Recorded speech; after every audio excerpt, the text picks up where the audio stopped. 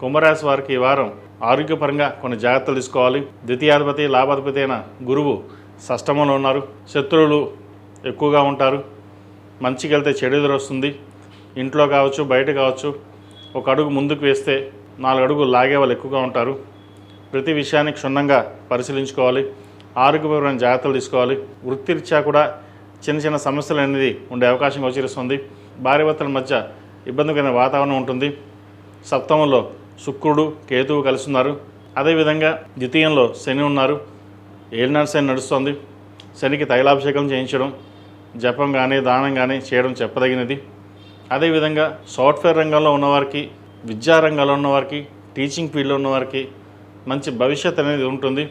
అయితే ఎక్కువగా స్ట్రెస్ తీసుకోవడం, ఎక్కువగా ట్రావెలింగ్ చేయడం అనేది ఉంటుంది. జన్మరాశిలో రాహు ఉన్నారు.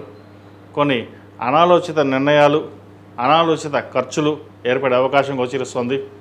ఏదైనా ఒక నిర్ణయం తీసుకునేటప్పుడు మీకు మీరుగానే తీసుకోవాలి. 10 మంది సలహాలు మీకు ఎటువంటి ఉపయోగం ఉండదు.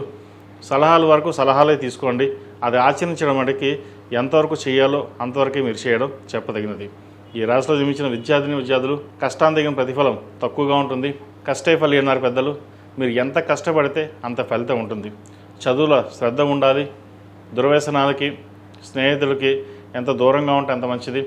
ఈ రాశిలో జన్మించిన స్త్రీలకు ఆరోగ్యపరమైన జాగ్రత్తలు తప్పనిసరిగా తీసుకోవాలి. వ్యాపారపరంగా, ఉద్యోగపరంగా చిన్న చిన్న నష్టాలు కావచ్చు, మెంటల్ స్ట్రెస్ అనేది ఏర్పడే అవకాశం గోచరిస్తుంది. వ్యయాధిపతి, రాశ్యాధిపతి అయిన శని ద్వితీయంలో ఉన్నారు. లాభాధిపతి, ద్వితీయాధిపతి అయిన గురువు షష్టమంలో ఉన్నారు.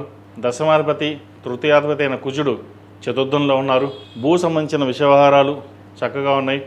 ఏదైనా ఒక నిర్ణయాలు తీసుకునేటప్పుడు కుటుంబ సభ్యుల సహకారం తీసుకొని ఏదైనా ఒక విషయం చర్చించిన తర్వాతే నిర్ణయం తీసుకోండి.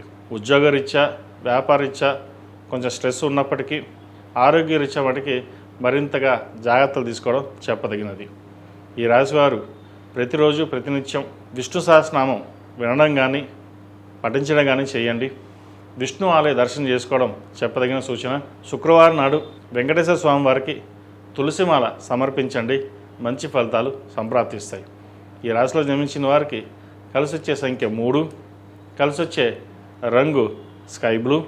ఏదైనా పని మీద బయటికి వెళ్ళేటప్పుడు శనివారం కానీ గురువారం అడిగిన వెళ్ళండి. మంచి ఫలితాలు సంప్రాప్తిస్తాయి. ఈ పూజస్టోర్.in పసుపు కుంకుమ నుంచి దేవత విగ్రహాల దాకా అన్ని రకాల పూజలు, వ్రతాలు, గృహప్రవేశం, హోమాది శుభకార్యాలకు కావలసిన పూజా సామాగ్రి అంతా ఒక్కొక్క క్లిక్ తోనే మీ ఇంటి వద్దనే పొందండి. ఈ పూజస్టోర్.in